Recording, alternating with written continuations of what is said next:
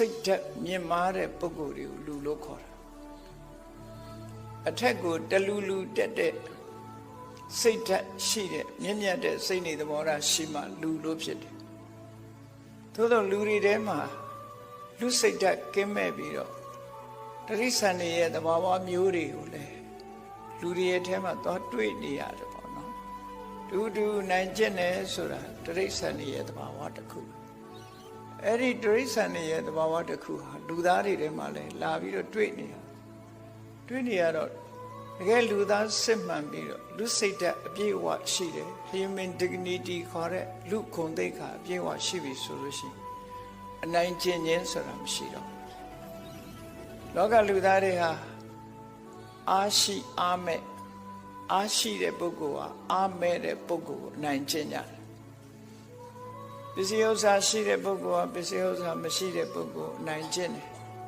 တယ်ပညာတတ်တဲ့ပုဂ္ဂိုလ်မတတ်တဲ့ပုဂ္ဂိုလ်အနိုင်ကျင့်တယ်အသက်ကြီးတဲ့ပုဂ္ဂိုလ်ကအသက်ငယ်တဲ့ပုဂ္ဂိုလ်လေးတွေကိုအနိုင်ကျင့်တယ်လို့ဆိုတယ်လူလောကမှာမမြတ်တာတဲ့လောရတဲ့ဟာ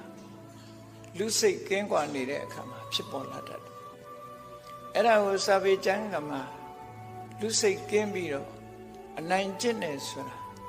ဘယ်လိုဟာမျိုးဘာကြောင့်အနိုင်ကျင့်မှုဖြစ်တယ်လဲလို့ဆိုလူတွေစိတ်နေသဘောထားတွေဟာရှမယံခါအမျက်ဒေါသ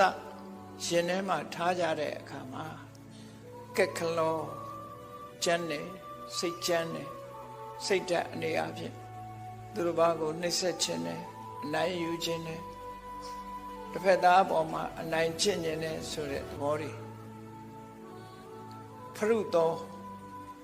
တစ်ဖက်သားကိုဒုက္ခရောက်အောင်လုပ်ခြင်းနဲ့ပရံဥသေးတိဒါဟေတိတိဖရုတော်ဆိုတစ်ဖက်သားကိုစိတ်ဆင်းအောင်လုပ်ခြင်းနဲ့လူစိတ်တယ်တာဟတိကောဆိုတဲ့စကားလုံးကအနိုင်ကျင့်တယ်လူတွေမှာအဲ့ဒီအနိုင်ကျင့်တယ်ဆိုတဲ့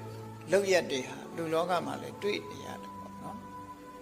အဲ့ဒီတွေ့နေတဲ့ဟာလူတွေရဲ့ဇယိုက်လက္ခဏာတွေဟာဘာကြောင့်ဖြစ်ပေါ်နေသလဲဆိုတာအဲ့ဒါတွေဟာဖြစ်တဲ့သလားစဉ်းစားကြအောင်တာလိခသုတ်တံမှာမြတ်စွာဘုရားကနှလုံးသွင်းမှုပြောတာနှလုံးသွင်းမှုထဲမှာ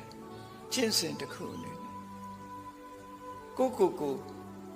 ပြင်ဆင်ကြရမယ်အနေအထားတစ်ခုပေါ့ငါမှာအနိုင်ကျင့်ခြင်းနဲ့